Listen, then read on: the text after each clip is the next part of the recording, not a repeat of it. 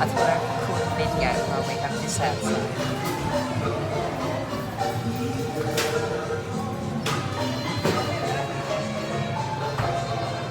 So, hi, I hope you're really well. I'm having the most orgasmic afternoon. This is one of the things. I also had some Bailey's Eclair cream cake. Actually, I don't think it was a cream cake. It wasn't super healthy, but I had it and a nice coffee. It was orgasmic. I don't know why I'm telling you what I had to eat. But anyway, what I wanted to talk about today was creating a life you adore. You know, I work with amazing, very wise, professional, clever, incredible women that, you know, they want to wake up in the morning and not every single morning be excited about the day ahead, but, you know, have some element of, yeah, you know, I love my life, I adore my life. They want to love their life again, or even just for the first time, you know. And it's so doable. And I want to share. I've condensed my magical mind method into 3 steps, and you need each one of the 3 steps. So the first one is that you must be absolutely clear on what you do want. You know, my favorite question is, what would you love? And I love it because it's always the first question I ask prospective clients. But like so many people, when I ask them that question, tell me about all the things that they don't want, or the things they want and why they can't have them, you know. And it doesn't make me giggle and it doesn't make me sad, but it reflects our hearts often, that we haven't been taught that we haven't been taught that the imagination is more important than education. You know, that's an Einstein quote. We haven't been taught that the imagination is the preview of life's coming attractions. And I remind them that we're never given a dream without the ability to make it manifest. But you need the other 2 steps. So the first is to get absolute clarity of what you would love. Dream it, baby. Dream it. And then the second step, where are you now in relation to that?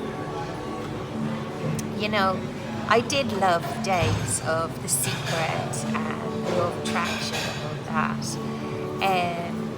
But what they didn't teach you was how to be a powerful creator, looking at your current reality. You know, a lot of people, I think I was definitely one that ended up a bit depressed because I didn't think it was okay to feel negative emotions. It is okay. We must be real about where we are in relation to what we love. You know, it's like if I want to, you know, I'm in Mexico at the moment. If I wanted to fly to New York this week, I would have to know where I am to get to that destination. You know, I've got to go to, you know, what airport, where am I booking the flights from, all of that.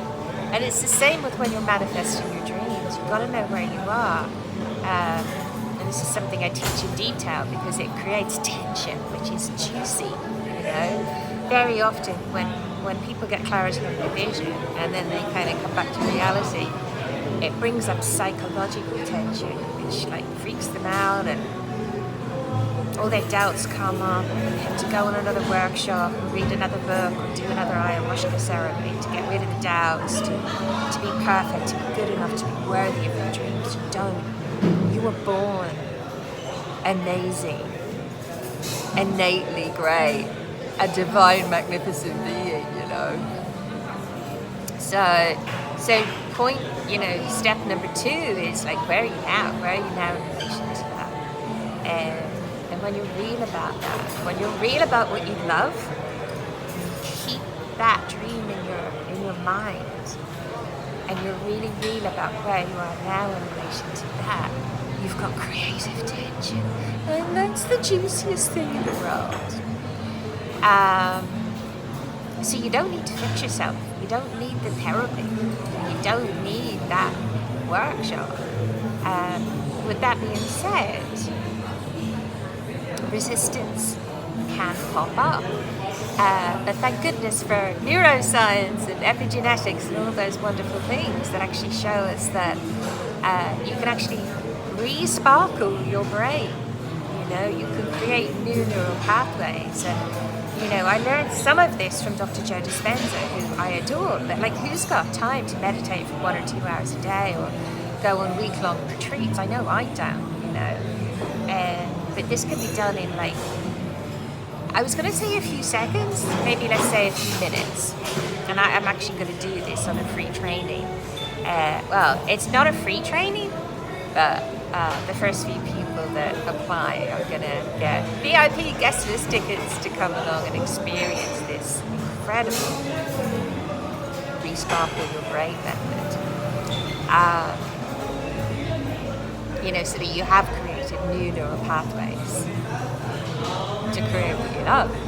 And the first step, so the first step is vision. The second step is where you know in relation to that. The third step is take action. The only thing that stops you from taking action to create what you love is resistance. And in step 2, we clear that. You're going to clear that resistance.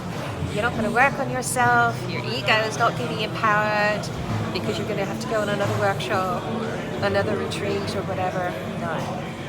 Just effortlessly let go of the resistance so that you can take step number 3, which is create what you love. Take action to create what you love. You know, you'll get clarity on what that obvious next action step is, and then maybe just take that action. So they're the 3 steps. I'll put a link so that you can apply to join this training. And it's like a really short training. It's a 90-minute training where you actually walk these 3 steps, and you even let go of the resistance. You'll get clarity in your dream. You see where you are in relation to it. And there's such a power in that, because what you're doing is you're allowing what's potentially invisible resistance, you know, unconscious resistance, you're allowing it to come up so that then it can be cleared using this amazing method. And then you can take action. And that's when you know this stuff works. Like when you're taking action towards creating what you love, that's your proof. That's your proof. All right, I love you so much. Thank you for joining me in my kombucha magic experience, which is total magic. I love it. So good for you.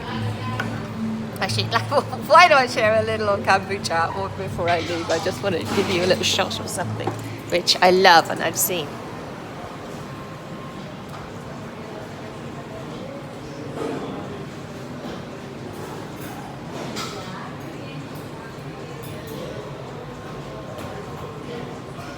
You'd never think I worked in TV, but that's the magic of kombucha.